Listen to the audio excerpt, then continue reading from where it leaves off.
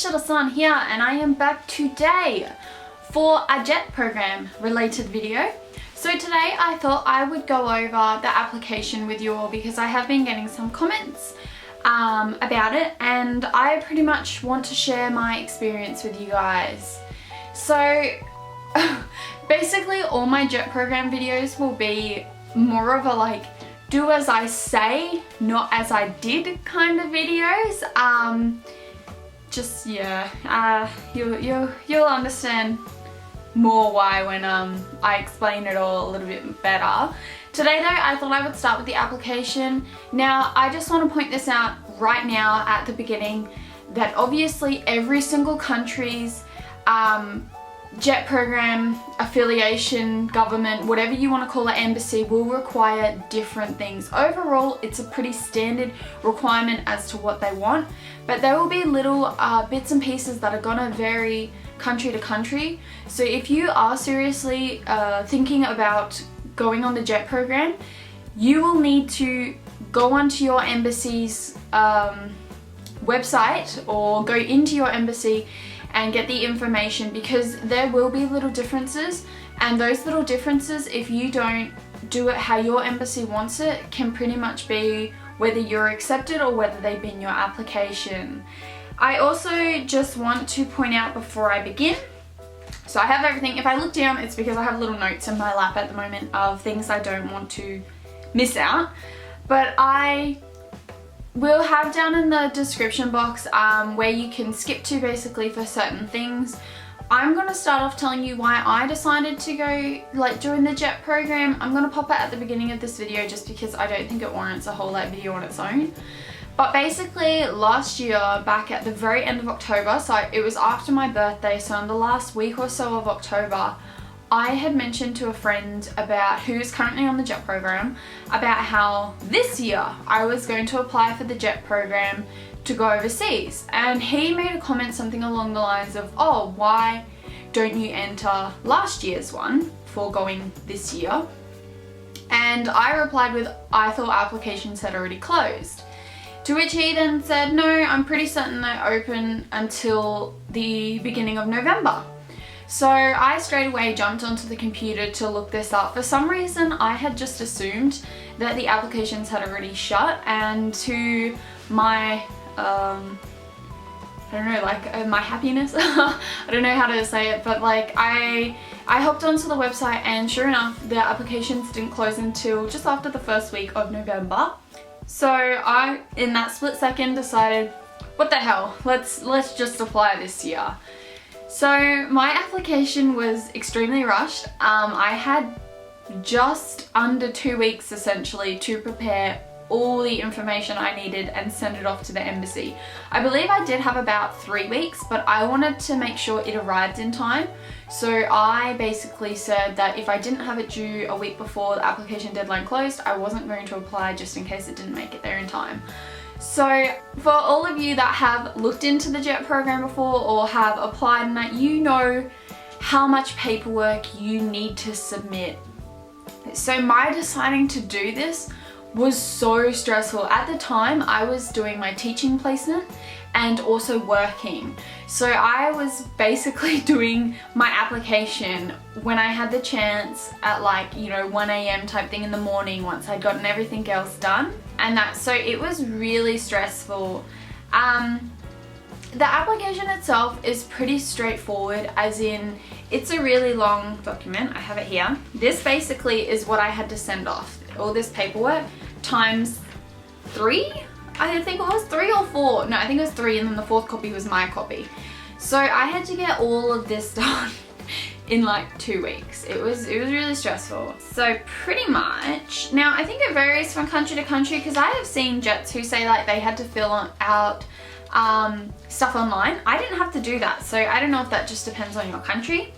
But essentially, if I move that out of the way, this is the application. So actually, I think this is my references. Where's the actual application part? You got to put it in a specific order when you send it to them as well. Here it is. So this one here is the application. So it's a fair few pages. basically you just really want to read through it and make sure you are filling it out correctly. So they've pretty much got instructions like written on the front, how you're supposed to write on it, what you're supposed to do. You pretty much fill this all out. There's a whole bunch of documents pretty much that you need to download. So there's like your statement of purpose, obviously, your references. You need or at least Australian applicants needed 2 references. So as I said, I decided to do it extremely last minute. I recommend that you take your time with your application, really read over the requirements that they want from you, what you need to send in when, how many of what, and another really big one is make sure you send it in the correct order that they want it sent in. Make sure you put those forms in the order exactly as your embassy wants them, basically. These little things will pretty much determine whether they keep looking through your application or if they just bin it straight away. I know it really varies country from country as to how strict they are with your application. I assume it just depends on how many they receive. So you've got to think thousands of people apply for this every single year from around the world. So you don't want one little thing as simple as putting a sheet in the wrong order to determine your fate on the JET program. Now, I will admit, I actually didn't answer a question in my application. I'll see if I can find it. It was such a stupid question. Let me see. I can't even find the one. Basically, the question I missed was, am I a Japanese citizen? Which I'm not. I thought, like, I don't know, I can't even find where it is. I just didn't think it was applicable. Like, I didn't think I needed to answer it because I remember stating that I was Australian. So, I don't know, I just kind of left it blank. But they actually called me up and I had to give them permission to change on my applicant, saying like I wasn't a Japanese citizen. So I missed that. Like I said, I just had a look through then, I couldn't even find it again, so I don't know where it was, but apparently I missed that question. And luckily my application wasn't binned because of that, but I know in some countries, aka America, they would pretty much bin your application straight away if you had missed a question. I was luckily, I don't know, I was just lucky enough that they contacted me about it first. So I'm really thankful for that because that could have determined me not getting in. And the worst thing is they don't tell you why they don't want to have an interview with you. They basically just send you a letter saying, yes, you've gotten an interview, or no, you haven't. So I wouldn't have known, oh, it's because you missed this one question, that's why you're not getting an interview. I would have just been told, no, you know, you're not successful type thing. So I was really thankful that that did happen, but this is why you really need to have more than like 2 weeks time dedicated to filling out this application. So learn from my mistakes, do not leave it last minute. Like I said, the reason why I left it last minute was because it was a last minute decision to apply for the 2017 intake. I was originally going to go for the 2018 intake. So it was really last minute. Now, I'm not going to go through like the application itself just because it does vary country to country. Your embassy should be able to help you out, obviously, if you have any questions about it. If you do have any, leave them down below and I'll do my best to answer them for you. But the application itself is pretty straightforward. Just make sure you read and reread everything you submit. So other than that, like I mentioned, you have to give 2 references. It may be more or less depending on your country. I assume that 2 is just your standard amount that you need to prepare. With your letter of recommendation, get people who know you to do them. So like, get people that really know your personality and who you are as a person, because they're going to give you the best recommendations. Now if say you don't have someone that knows you that well, you know, get someone who will give you a good one regardless. Now I got my boss and one of my assistant managers to fill out the recommendation for me. I was straight up with them as to what it was for, and they knew I was wanting to apply for a different job. Their references are really, really nice. So my assistant manager wrote me the best letter of recommendation I have ever been given by anyone, and it's just really beautiful what he wrote, and that little things that I would do at work that I didn't really think they noticed, I did. They wrote about, and that regardless of like that this was for a job, that really like touched me, that they noticed these little things that I do, and they were significant enough for them to mention about my work ethic and my leadership skills and how I work in a team and everything like that. And that is what you want on your application. You really want your references to stand out, but you really want to get someone that knows you and knows your personality so that you will be able to like shine through basically. If you are obviously still in university, so I obviously got my employment to do me some. If you're still in university at the time that you're applying, because I believe you can as long as you've graduated before they need you to leave. And if you're doing Japanese classes, try and get like your Japanese teacher, if you're on good terms with them, to write you a recommendation. Or even if say you help out at the university. So when I was in university for my postgraduate degree, I would still help out with the Japanese events and everything that were going on. So if you do anything like that volunteering, get them to write your reference, because not only does that look really good that you're volunteering your time, it's also related to Japan, so it'll look better on your application than say if you got someone, say you were volunteering at an aquarium or something like that, something really random. I mean, it's all well and fine if they write you a really good reference, but you do want to stand out. And I did have someone ask me how I stood out on my application, and to be honest, I don't know whether my application did stand out or not, but I feel little things like this are gonna help you stand out amongst the thousands and thousands. So you want to get 2 really, really good references written about you, about your personality, about who you are, and about what you will contribute by being the person you are on this program. So they will really, really help you. Alright, so other than that, you're going to obviously need your statement of academic record. If you have already graduated, you will have that one, so just make sure you get copies and you've got to get it signed and everything like that. If you haven't already graduated, you need to really check what you're supposed to do. I really can't answer this. I would assume that either you have to submit something that, like an unofficial one, say stating when you will graduate. Just really, really double check that if you haven't yet graduated, what you're supposed to submit with it to prove that you are going to graduate when you say you're going to. And then I assume that once you have graduated, you will need to supply them with your official record. And that's just, that's just common sense. Obviously double check with your embassy, contact your jet team if you can't find the information. But obviously look at all the info, like I'm pretty certain in their handbook thing it says what you're supposed to do in that situation. Then obviously you have to supply your degree as well, or your degrees. And that, you have to supply a copy of your passport as well.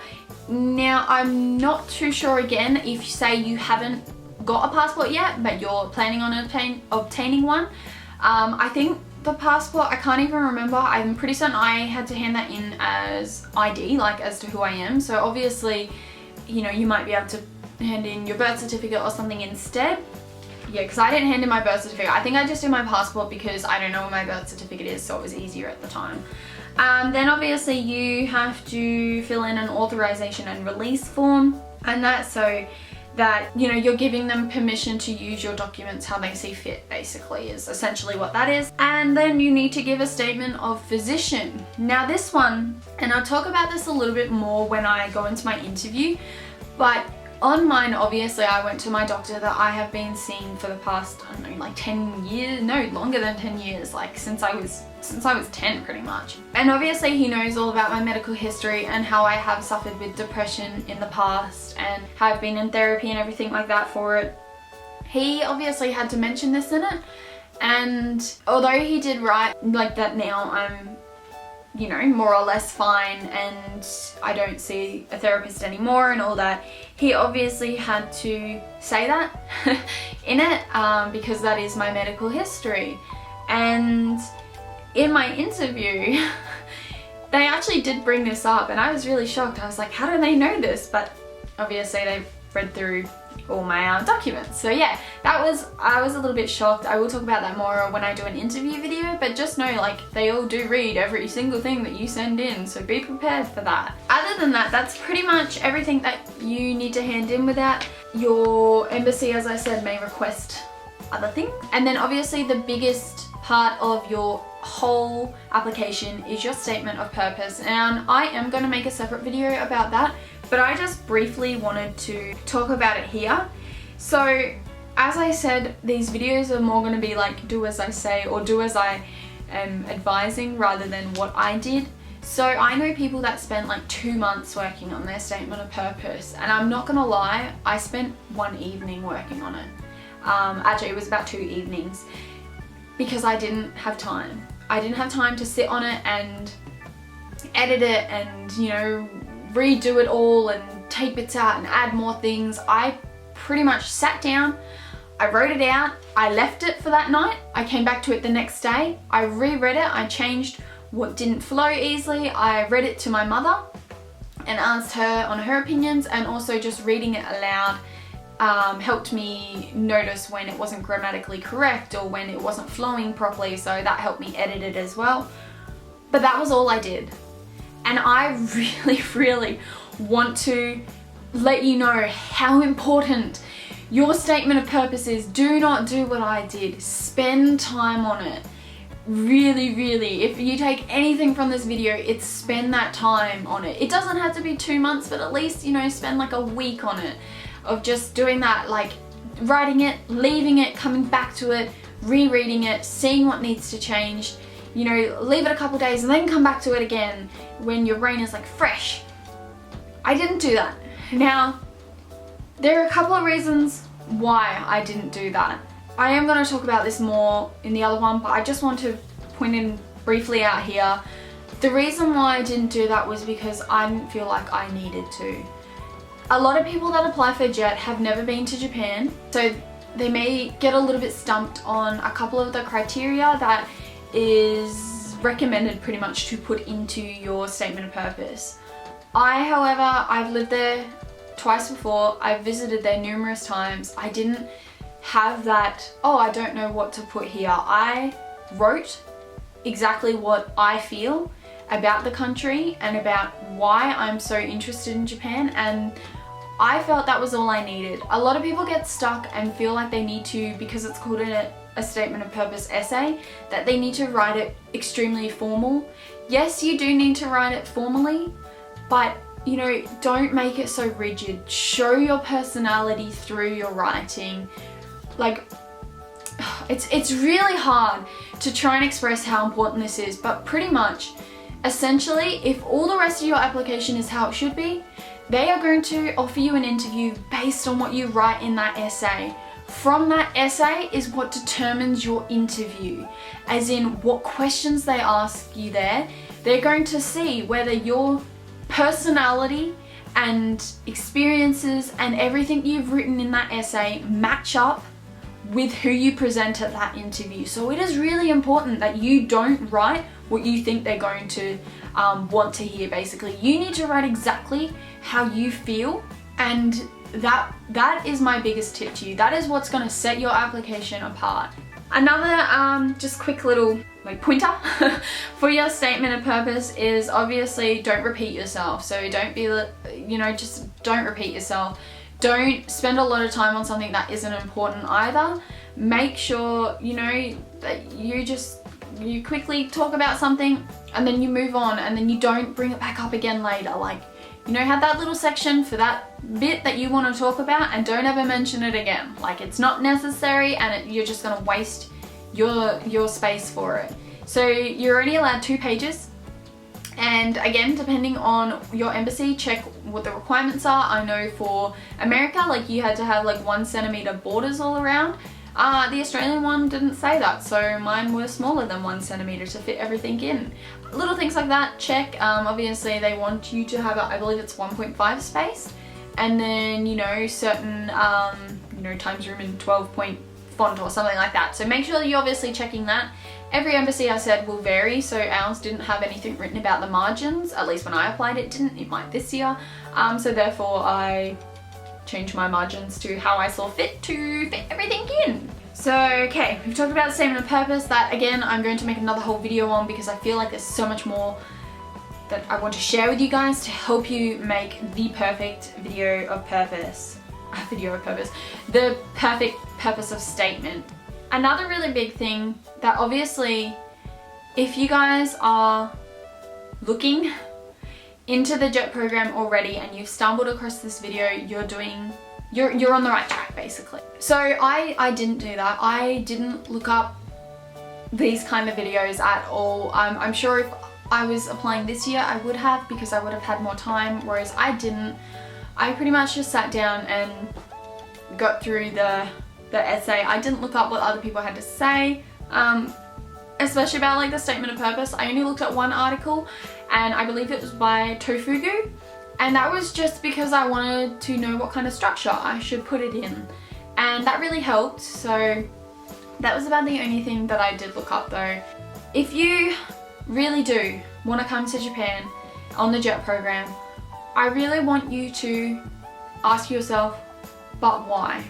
So if your answer is, oh, because I like anime, no, that's not good enough. You really need to ask yourself, why do I want to go to another country where some of you may not even know Japanese? So, you know, or you may just know basic Japanese. So you want to uplift your life, move to another country to do a job that you may or may not be qualified in. You may or may not have really any interest in doing this job. I want you to ask yourself why. Because you need to start thinking about that. That is one of the biggest things that you're going to put in your statement of purpose, and that is one of the biggest things they're going to ask you at your interview. So the sooner you start thinking about, why do I want to go to Japan, the easier it's going to be for you to express why you want to go, and to really like decide if you do want to go. So when you apply for this, there's a little section about preferences. Now in my last video I did talk about how people had been disappointed with their preference, people had been disappointed with their placements because they didn't get their preferences. So if the reason you want to go to Japan is because, oh, you want to live in Tokyo and you want to do shopping in Tokyo and you want to watch all the anime and, you know, eat all the Japanese sushi and whatever your reason, you need to forget that. You need to stand out from the crowd. So why do you want to go to Japan? Why is it so important for you to live there when you can go on a holiday and you can do all that stuff I just mentioned? Why do you want to live there?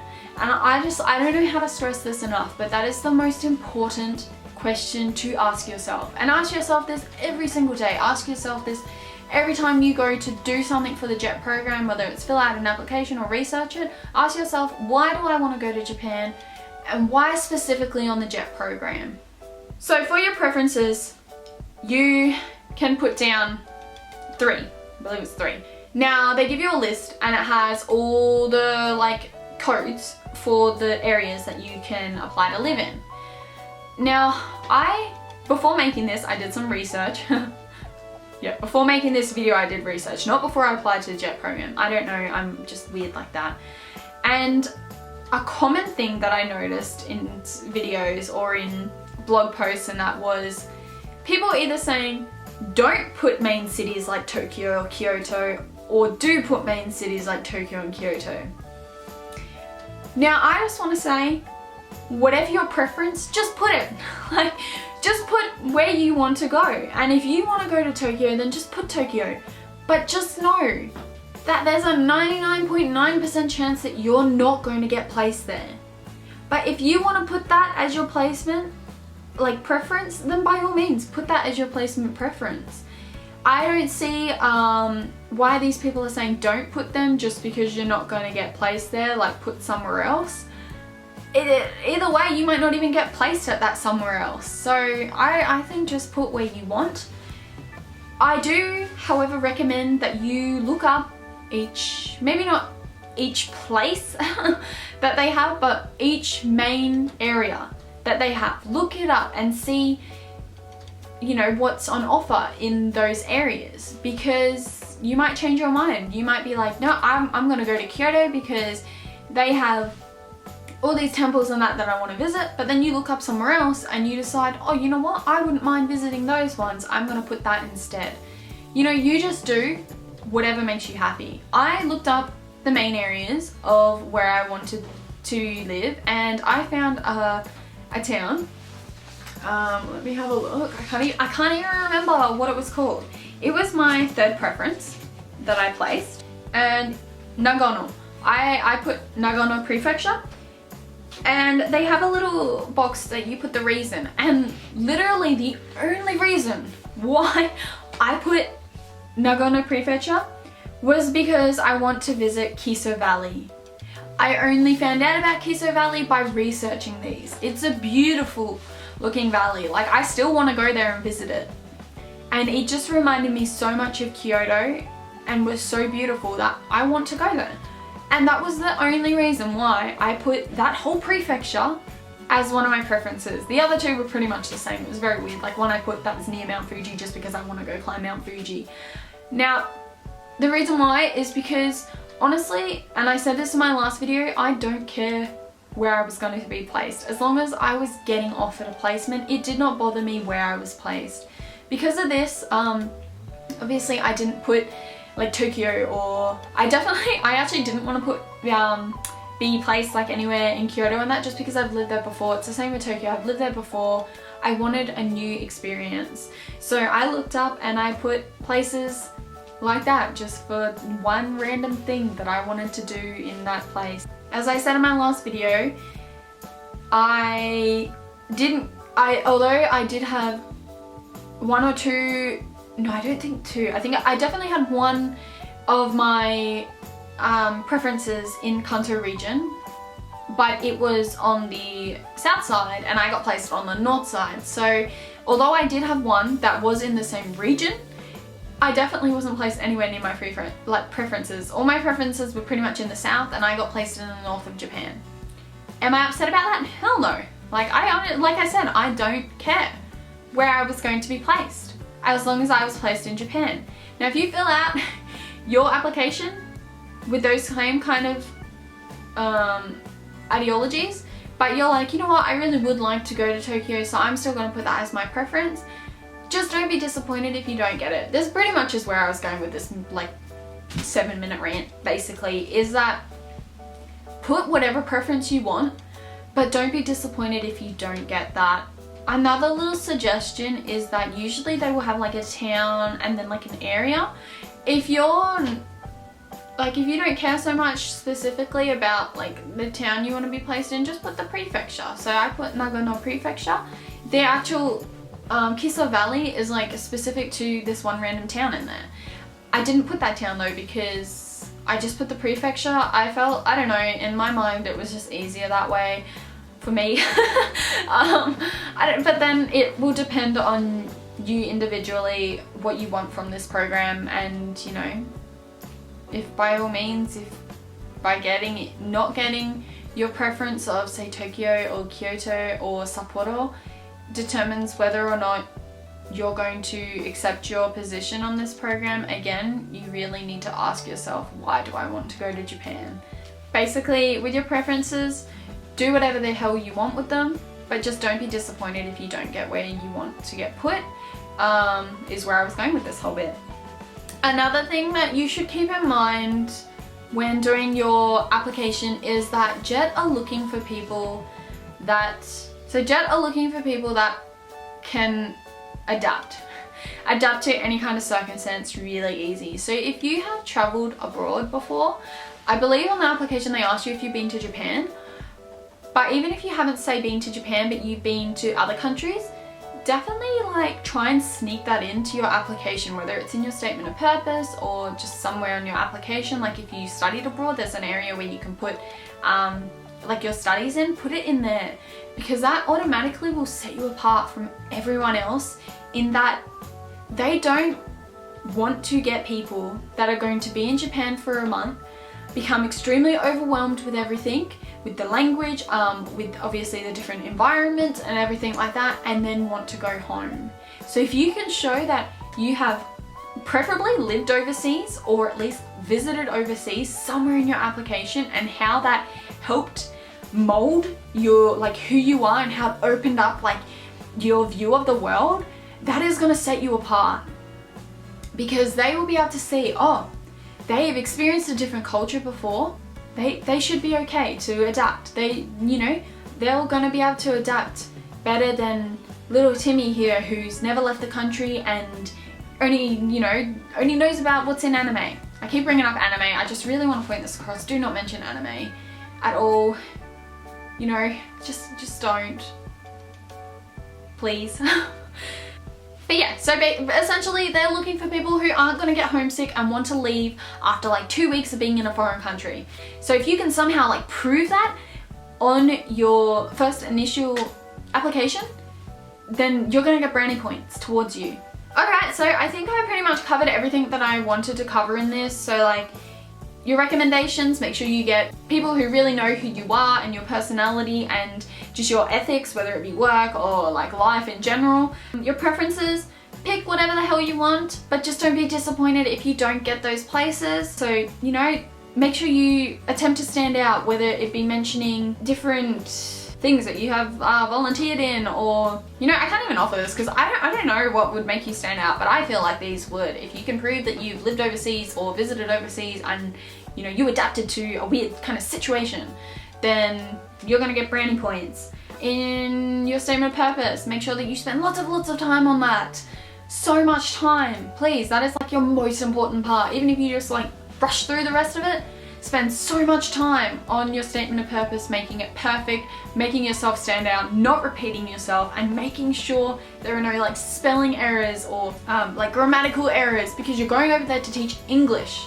Remember that. So make sure it is grammatically correct and that you don't have typos, because like, why would they hire you then? And then obviously making sure that you read and reread everything that your embassy wants from you. How many photos do they want of you? How many application like packs do they want of you? How they want it presented? Do they usually just want a paperclip? But you know, your embassy might want it stapled. Like, really check. You know, if they want it written in a black pen, write that in a black pen. Make sure you follow all of these instructions, because it will determine whether you get offered an interview or not. So it's really important. And obviously if you haven't yet finished your degree, make sure you know exactly what they require from you and when in regards to that, because I know it's different for those that have already graduated and those that haven't. Yeah, so apart from that, obviously I hope that this video was helpful to you guys. I know this is really long, and they probably are going to be really long just because I really want to help you all and I don't want to miss out anything. So as I mentioned, I am going to do a separate video on the statement of purpose for you all, so that then it'll, I don't know, you'll get more information, and that hopefully I can help you guys with a little bit of information maybe that you don't already know. If you do have any questions about the JET program, or if you have any suggestions for future videos of what you would like to know, and that, please do leave them down below. I do read all the comments and I do try my best to respond to all of them as well. So leave that down below if there's anything you want me to cover.